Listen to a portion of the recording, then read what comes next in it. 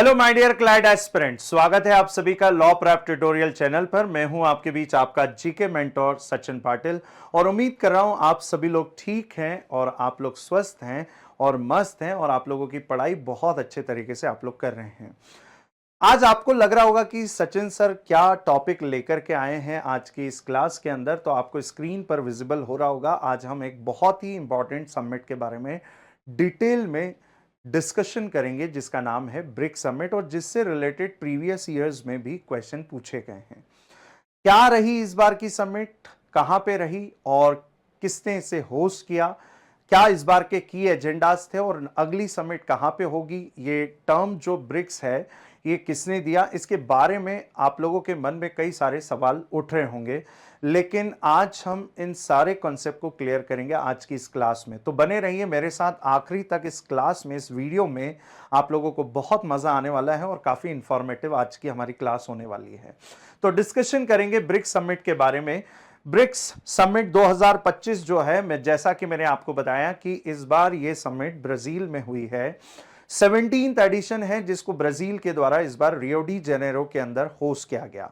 वैसे तो ब्राजील की कैपिटल ब्राजीलिया है, लेकिन इस समिट को ऑर्गेनाइज किया गया रियो में, रियो शहर में इसे ऑर्गेनाइज किया गया।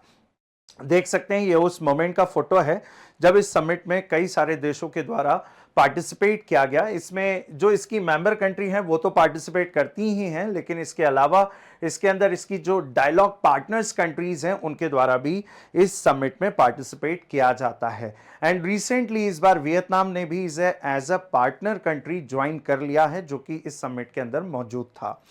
बात करते हैं इस टर्म के बारे में जिसे हम क्या पढ़ रहे हैं, जिसे हम ब्रिक के नाम से देख रहे हैं। इसके अंदर इसके बारे में हम लोग समझते हैं कि ये क्या है। ब्रिक ब्रिक एक इमर्जिंग इकोनॉमी का एक कंसेप्ट था जिसे लाया गया। वैसे तो ये टर्म को कॉइन किया गया एक इकोनॉमिस्ट के द्वारा जिन्हें हम ब्रिटिश इकोनॉमिस्ट के नाम से जानते हैं, जिम ओ निल।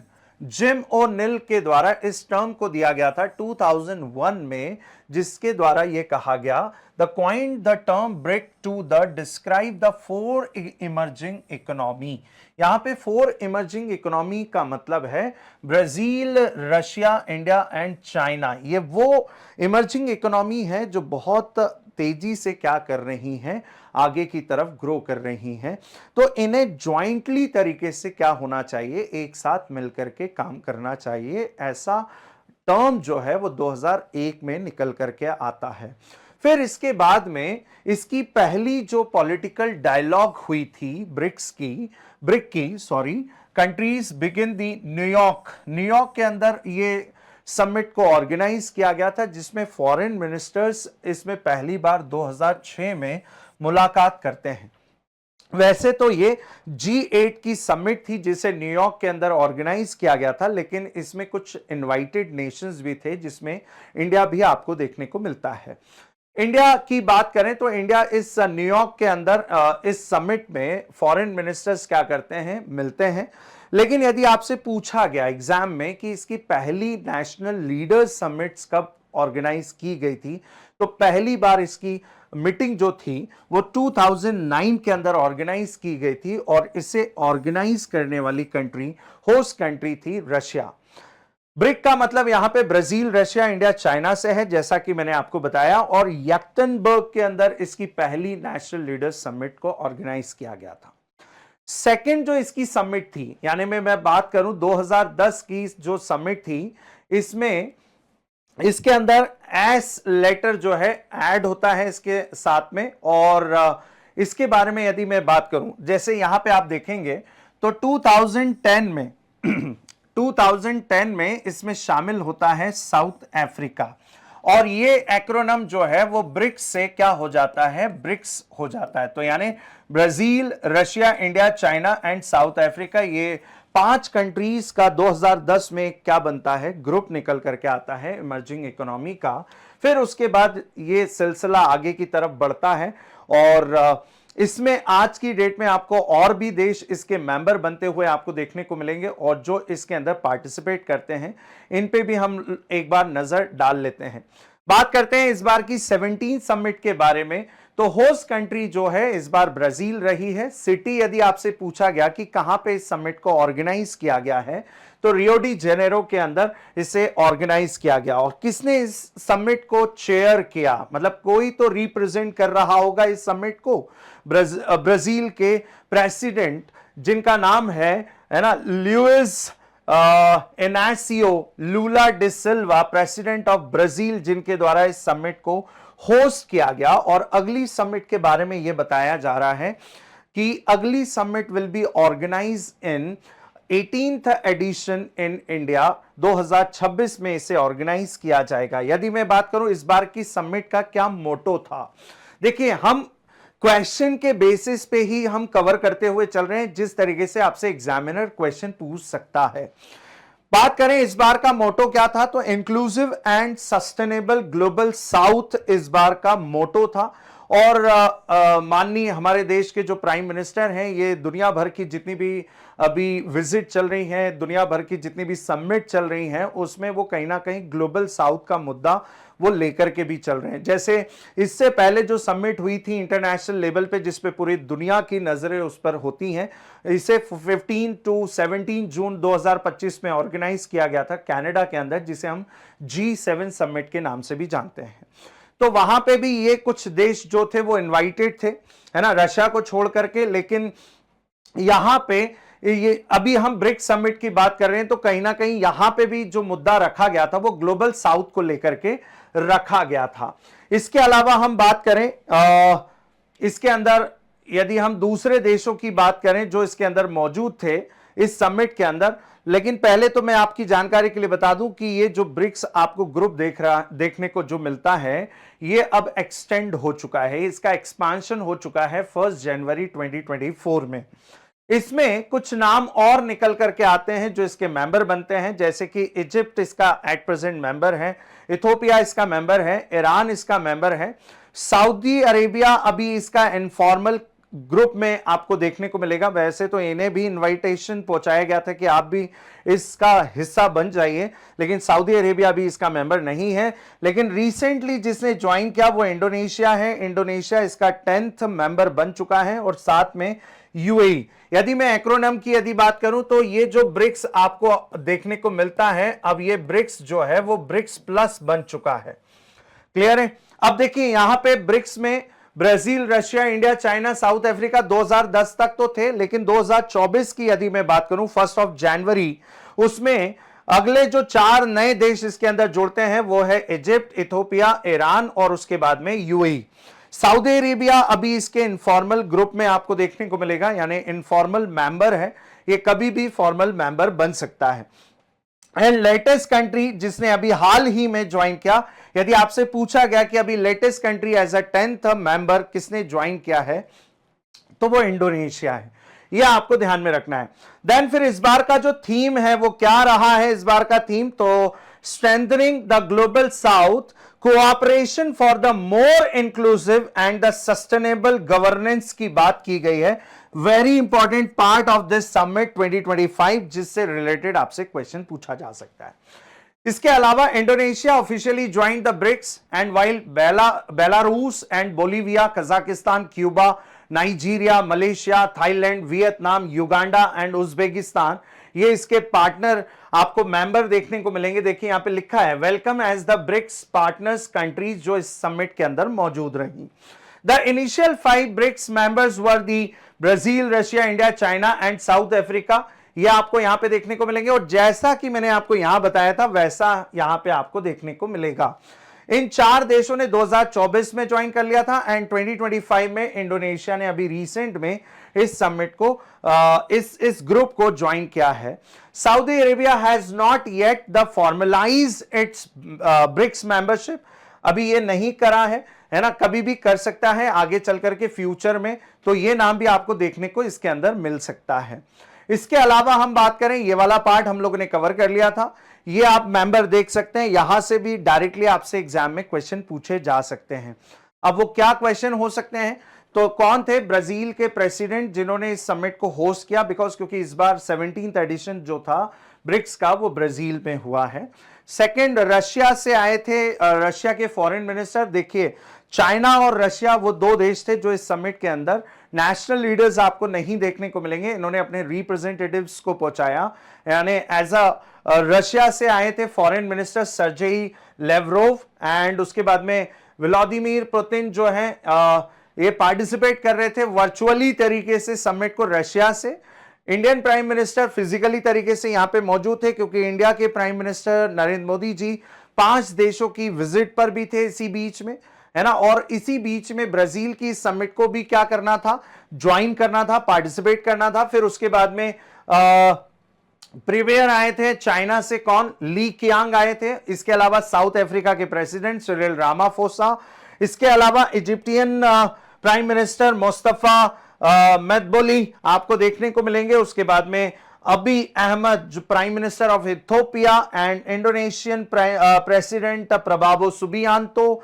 इसके अलावा ईरान के प्रेसिडेंट, अभी ईरान के साथ में क्या हुआ है ये आपको पता है, दुनिया को पता है ना। इजराइल और ईरान की अभी हाल ही में 13 जून को लड़ाई शुरू हुई थी, वॉर स्टार्ट हुई थी, और ये बहुत जल्दी पीस डील नेगोशिएशन के साथ में खत्म हो जाती है ना। और मसूद पजिशकियान यहां पे आपको देखने को मिलेंगे, यहां के प्रेसिडेंट। लेकिन इस समिट के अंदर फॉरेन मिनिस्टर मौजूद थे क्योंकि अभी के हालात ईरान के आपको पता है कि कैसे चल रहे हैं।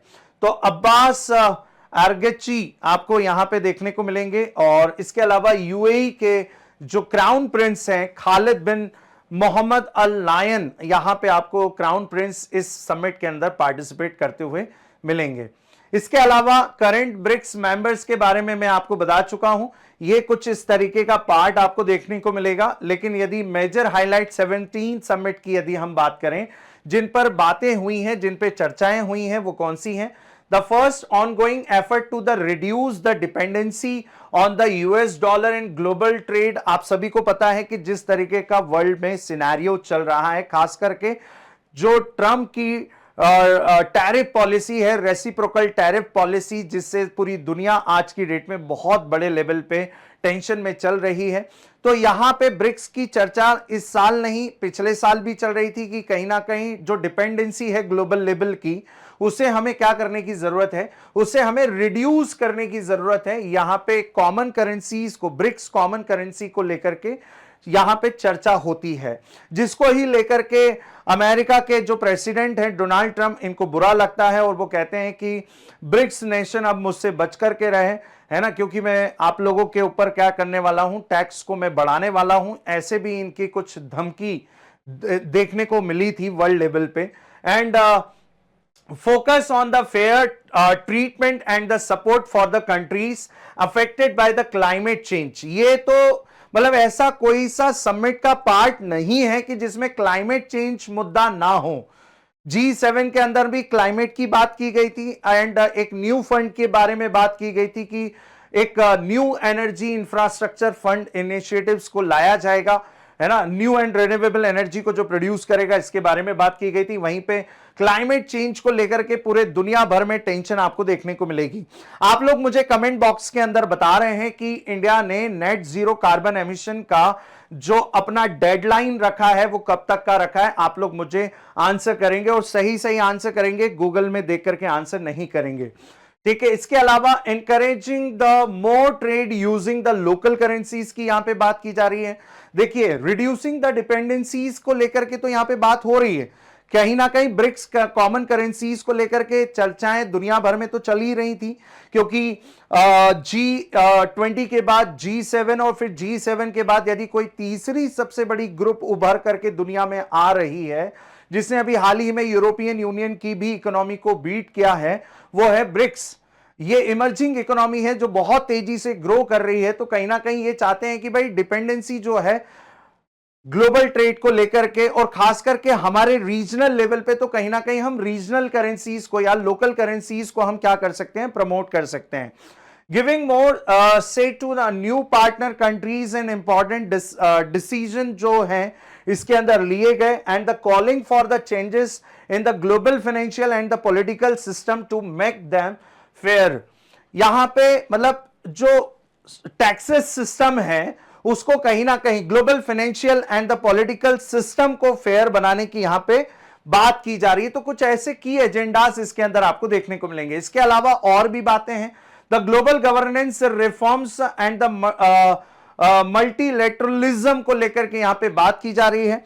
फिर दूसरा कहीं ना कहीं पीस एंड सिक्योरिटीज को लेकर के बात की जा रही है। देखिए दुनिया भर में किस तरीके की अनसर्टेनिटी बनी है, किस तरीके के क्राइसिस चल रहे हैं, चाहे वो यूरोप देख लो, चाहे मिडिल ईस्ट देख लो, है ना, या साउथ वेस्ट आप देख लो, है ना, साउथ ग्लोबल देख लो। तो मतलब कहीं ना कहीं ऐसी अनसर्टेनिटी बनी हुई है, टेंशन बहुत ज्यादा आपको वर्ल्ड लेवल पे देखने को मिलेगी, ऐसे बहुत सारे क्राइसिस आप देखने को मिलेंगे। तो कहीं ना कहीं पीस एंड सिक्योरिटीज इसका एक मेन मुद्दा रहा है। इकोनॉमिक एंड फाइनेंशियल कोऑपरेशन को बढ़ाने को लेकर के बात की गई है। Climate change and sustainable development के बारे में मैं आपको बता ही चुका हूं। Technology and the governance including the artificial intelligence. देखिए क्लाइमेट चेंज के अलावा कहीं ना कहीं दुनिया भर की समिट में एक चीज पर, एक मुद्दे पर बहुत ज्यादा फोकस किया जा रहा है और वो है आर्टिफिशियल इंटेलिजेंस। आज का समय एआई टेक्नोलॉजी का समय है। तो कई मतलब देखिए भारत सरकार भी इस चीज को एक्सेप्ट कर रही है, अडॉप्ट कर रही है कि हमें समय के हिसाब से हमें भी उन सारी चीजों को अडॉप्ट करना पड़ेगा जिससे हमारा ग्रोथ जो है और तेजी से और स्मूथली तरीके से हो सके। इसलिए हमें इस पर भी वर्क करने की जरूरत है और रीजनल कोऑपरेशन के बेसिस पे हमें इस पे काम करना चाहिए। इंस्टीट्यूशनल डेवलपमेंट एंड एक्सपेंशंस को लेकर के यहां पे बात की जा रही है। ये धीरे धीरे ग्रुप जो है वो एक्सपैंड भी हो रहा है। आप सभी को पता होगा रिसेंटली इंडोनेशिया ने इसे ज्वाइन किया। इंडोनेशिया को भी ये लग गया कि भाई हमें इस ग्रुप का क्या बनना चाहिए, मेंबर बनना चाहिए। और भी ऐसे यहां पे power dynamics in global governance को लेकर के यहां पे बात की जा रही है, एनर्जी सिक्योरिटी, ये इन पर अभी रिसेंटली हमने चर्चाएं की हैं।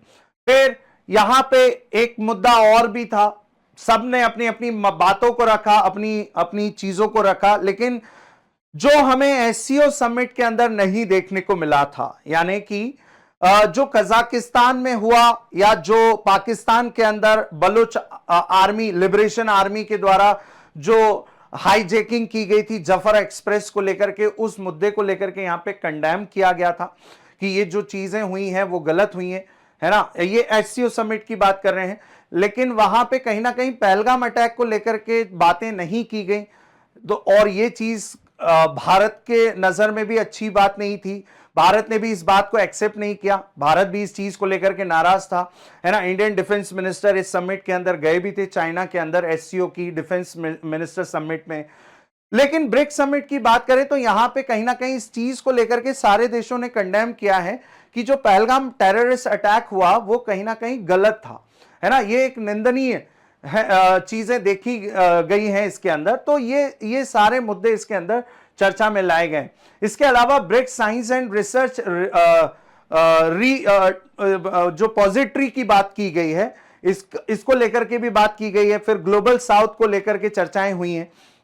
तो कहीं ना कहीं ये मेन मुद्दे रहे हैं इस समिट के अंदर, जिस पर हमने भी दुनिया भर का ध्यान जो है हमारी तरफ खींचने की कोशिश की है। और ग्लोबल साउथ को लेकर के तो काफी दिन से चर्चा भी चल रही थी।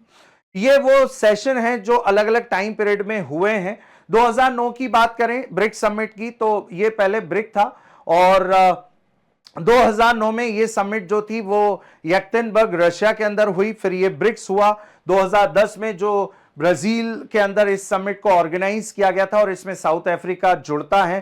फिर 2011 साउथ अफ्रीका के द्वारा इस समिट को फर्स्ट टाइम अटेम्प्ट किया गया 2014 में, है ना। फिर ऐसे अलग अलग टाइम पीरियड में ये समिट जो है ऑर्गेनाइज होती रही है, ये आपको ध्यान में रखना है, ठीक है। इसके अलावा बात करते हैं 2024 की जो लास्ट समिट थी। यहां से भी आपका एक क्वेश्चन बन सकता है कि जो इसका 16th एडिशन था वो कहां पे ऑर्गेनाइज किया गया था। तो host country was Russia, Russia ने इसे ऑर्गेनाइज किया था and chaired by Vladimir Putin, the Russian president अभी एट प्रेजेंट जो हैं, इनके द्वारा इसे होस्ट किया गया था। कजान सिटी के अंदर इसे ऑर्गेनाइज किया गया था।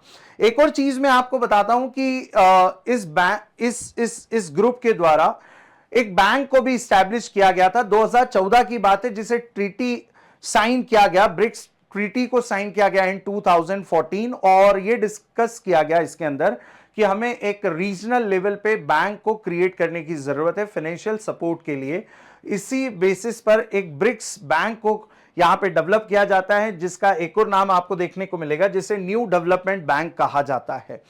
2015 में ये इन्फोर्स में आता है, 2014 में ये बनाया गया था और इसे न्यू डेवलपमेंट बैंक के नाम से भी जाना जाता है। इसका हेडक्वार्टर शंघाई चाइना में आपको देखने को मिलेगा। एंड एट प्रेजेंट इसका प्रेसिडेंट कौन है, तो डिल्मा रोसेफ जो कि ब्राजील से बिलोंग करती हैं, ये इसकी एट प्रेजेंट क्या है, प्रेसिडेंट हैं। तो ये बैंक से भी रिलेटेड आपसे सवाल जो हैं इसके अंदर पूछे जा सकते हैं। तो उम्मीद करता हूं आज का इस समिट से जुड़ा हुआ जितना भी मामला है वो आज हमने यहां पे समझने की कोशिश की है और उम्मीद करता हूं आप लोगों को ये बहुत अच्छे तरीके से आज का टॉपिक समझ में भी आया होगा। आज के लिए हमारे इस टॉपिक के अंदर इतना ही। Thank you everyone.